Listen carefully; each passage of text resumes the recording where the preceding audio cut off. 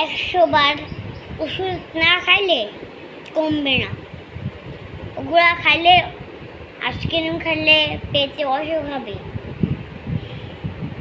তারপরে চকবার খাইলেও অসুখ হবে।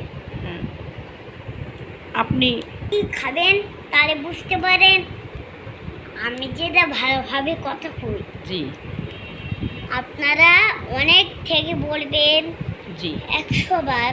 জি আপনারা কিছু না বললে হুম, যখন আইসক্রিম খাবেন জি তখন বলবে আপনার পেট কেটে গেছে নাকি, আমি কেটে দিচ্ছি নাকি। তাহলে বলবে আজকে থেকে আর আইসক্রিম খাবেন না। আচ্ছা ঠিক আছে, আইসক্রিম আর খাবো না। ম্যাডাম, চকলেট খাওয়া যাবে? না ম্যাডাম, দোকানের খাবার খাওয়া যাবে?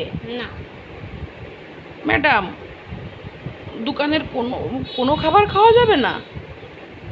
না স্প্রিট খাওয়া যাবে? হ্যাঁ স্প্রিট স্প্রিট খালি পেট ব্যথা করবে না? না ও, তাহলে শোনেন শোনেন, আপনি বসেন, শোনেন। আমি হচ্ছে কি কি খাবো? স্পিরিট হ্যাঁ, আর আর একটা স্পিরিট খাবেন না? ভালো করে বসেন, আপনি উঠে দাঁড়াচ্ছেন। স্পিরিট একটা খাবেন, হ্যাঁ তাহলে ভালো লাগলে হ্যাঁ আমি বলবো স্পিরিট খানকে, হ্যাঁ আমি তখন বলবো স্পিরিট খাবেন। হ্যাঁ। ও ও, আপনি আপনি স্প্রিট খাইতে বলছেন? ও আচ্ছা আচ্ছা। স্পিরিট খাবেন? আপনি আবার উঠছেন কেন? স্পিরিট খাবেন?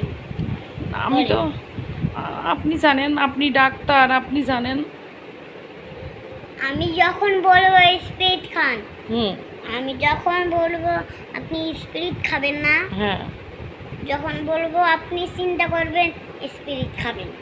ও, আপনি যখন বলবেন যে স্প্রিট খান তখন খাওয়া যাবে, হুম, আপনি যখন বলবেন যে স্প্রিট খাবেন না তখন আর খাওয়া যাবে না। হুম।